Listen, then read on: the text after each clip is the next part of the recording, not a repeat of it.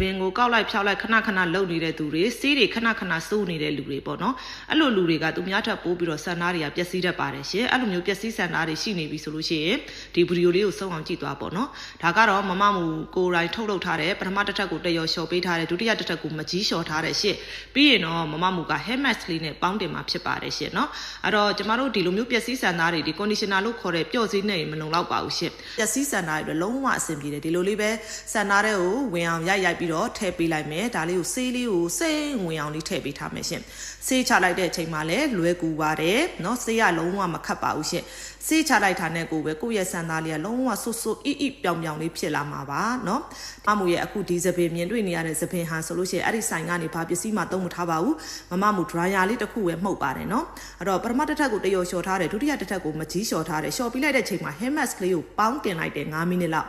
ပြီးရင်တော့မမမူ hair coat ကလေးမစုံမချောက်ချိန်မှာကိုယ့်ရဲ့ hair coat ကလေးလိမ့်ထားတယ်ပေါ့နော်အခုမြင်တွေ့နေရတဲ့မမမူရဲ့စံသားပါ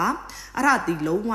ကိုနော်ကိုယ့်ရဲ့တဘာဝပစ္စည်းများနဲ့ပဲလုပ်ပေးထားတာဖြစ်ပါတယ်ရှင့်အဲ့တော့ဒီလိုမျိုးလေးတွေစံသားလေးတွေကောင်းကျင်တယ်ဆိုပြောင်ပြောင်လေးတွေဖြစ်ချင်တယ်ဆိုရင်တော့လင်းလက် hair series လေးကိုစောင့်ထားလို့ရပါတယ်အဲ့တော့သပင်လေးကလေဘလောက်တောင်မှကင်လို့ကောင်းလဲဆိုရင်လုံးဝနော်သပင်ကိုစီးကျင်တဲ့စိတ်တောင်မရှိတော့ဘူးပေါ့နော်ကိုယ့်ရဲ့သပင်လေးကဒီလိုမျိုးလေး quality လေးလိုချင်တယ်ဆိုမှမမမူတို့လင်းလက် hair mask ကိုသုံးပေးပါအဲ့တော့ဒီလိုမျိုးစံသားလေးတွေဆိုပြောင်ပြောင်အီလေးလိုချင်တယ်ဆိုလို့ရှိရင်တော့မမမူတို့လင်းလက်ကထုတ်ပေးထားတဲ့ hair series တစ်ဆက်ကိုသုံးပေးပါရှင်